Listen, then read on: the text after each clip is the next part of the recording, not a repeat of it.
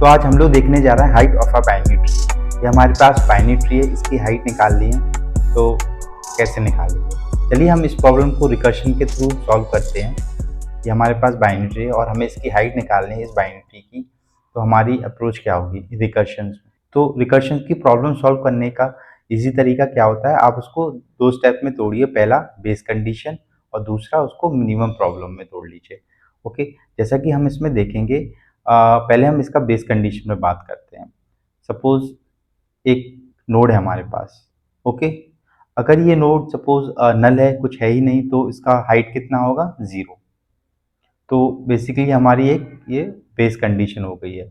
अगर नोड आपका नल है तो आप सिंपली रिटर्न कर जाइए जीरो। जीरो क्यों? क्योंकि इसमें हाइट हमारी जीरो ही रहेगी, करेक्ट।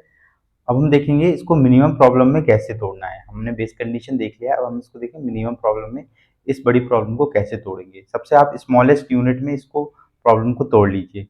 तो देखते हैं कैसे। तो हम इसमें सिर्फ एक ही नोड रखते हैं, सपोज वन। ओके, अब हमें इसकी हाइट निकालनी हो तो कैसे? इसका लेफ्ट और इसका राइट क्या होगा? Basically null.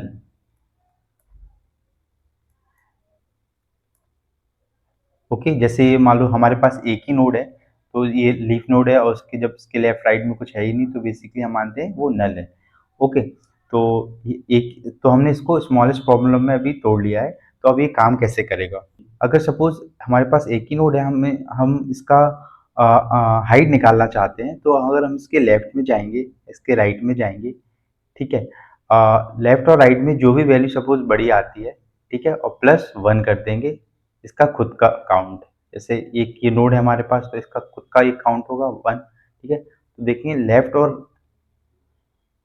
Left and right में से जो भी वैल्यू बड़ी होगी, ठीक है, वो वैल्यू ले लेंगे, प्लस वन कर देंगे। ऐसा क्यों? क्योंकि रिकर्शन क्या होता है? रिकर्शन खुद को कॉल करता है, मीन्स फंक्शन कॉलिंग इटसेल्फ।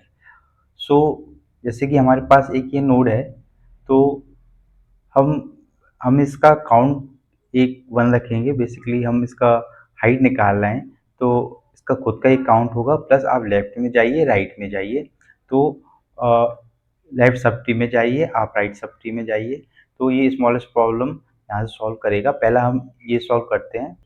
तो हमारे पास गिवन नोड है वन। ओके, तो हम इसके लेफ्ट में जाएंगे, ठीक है। हमें यहाँ पे क्या है? नल मिला हो, तो हम सिंपली इसको रिटर्न जीरो कर जाएंगे, जैसा कि एल्गो में गिवन है, यू कैन सी वो है। एंड नोड के राइट में जाएंगे, ठीक है, यहाँ पे भी नल है, तो बेसिकली यहाँ से भी हम रिटर्न कर देंगे जीरो। तो लेफ्ट और राइट हमारे पास क्या है? Zero zero. अब लेफ्ट और राइट में जो भी बड़ा हो प्लस वन। सपोज कुछ भी लेफ्ट है, अब यहाँ तो बराबर ही, तो कुछ भी ले सकते हैं, लेफ्ट प्लस वन। तो इसमें क्या आया? वन। तो इसमें हाइट कितना हो गया हमारे पास? हमारे पास एक ही नोट था, तो इसका ये काउंट किस लिए था? वन। जैसे कि यहाँ पे हम रिटर्न कर रहे हैं। अगर लेफ्ट बड़ा है राइट से, तो आप लेफ्ट करिए प्लस वन। अगर राइट बड़ा है, राइट की वैल्यू बड़ी आई है या लेफ्ट की, तो राइट प्लस वन कर देंगे। ठीक है, तो यहाँ पे इस केस में क्या आ जाएगा? वन। ठीक है, हम इस पूरे ट्री को ट्रेस करते हैं, देखते हैं कैसे। जैसे कि हमारे पास नोड ये गिवन है, ठीक है। ये नोड पहला हम हमेशा बेस कंडीशन चेक होगी। ओके, ये हमारी बेस कंडीशन है और बाकी लॉजिक हमारा ये है। ये है नोड। अगर हम इसके लेफ्ट में जाएंगे, पहला स्टेप क्या है? आप इसके लेफ्ट में जाइए, राइट में जाइए। अगर जो भी उसमें बड़ा हो प्लस वन कर देंगे। वन क्यों? क्योंकि उसके खुद के नोड का एक वो काउंट होगा, क्योंकि हम हाइट निकाल रहे हैं बाइनरी ट्री की। देखिए कैसे, जैसे कि हमारे पास ये नोड है, ये अभी नल तो है नहीं, तो हम इसके लेफ्ट में जाएंगे एल्गो के अकॉर्डिंग। ओके, हम इसके भी लेफ्ट में जाएंगे, फिर ये हमारे पास नल है, तो सिंपली यहाँ पे रिटर्न कर जाएंगे जीरो। फिर हम इसके राइट में आएंगे, ये भी नल है, तो इसके ये रिटर्न कर जाएगा जीरो। तो अब दोनों ही जीरो जीरो है, तो कुछ भी हम जीरो प्लस इसका खुद का काउंट कितना है? वन। तो जीरो प्लस वन कितना हो जाएगा? वन। तो यहाँ से सिंपली वन रिटर्न कर जाएगा। ठीक है, अब हम इसके राइट में आते हैं। ठीक है, हम इसके राइट में आए, ये फंक्शन फिर से कॉल होगा। जब हम इसके फिर लेफ्ट में जाएंगे, देखेंगे ये तो नल है, तो यहाँ पे रिटर्न सिंपली 0 हो जाएगा, फिर हम इसके राइट में आएंगे, ठीक है।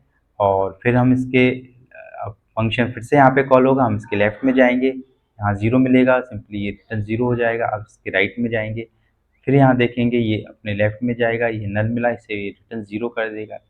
ये इसके राइट में गया, फिर से यहाँ 0 नल है तो यहाँ पे फिर से ऑटोमेटिक 0 हो गया। यहाँ पे 0 प्लस 1, क्योंकि इसमें इसको लेफ्ट और राइट में से जो भी वैल्यू बड़ी होगी +1, तो यहाँ पे 1 हो गया, तो सिंपली यहाँ क्या आ गया, यहाँ पे 1 1 रिटर्न हो गया। अब यहाँ 0 + 1 लेफ्ट से आया था 0, इस नोड पे लेफ्ट से आया था 0, इस नोड पे राइट से आया था 1, तो इसमें देखें कौन सी वैल्यू बड़ी है, 1।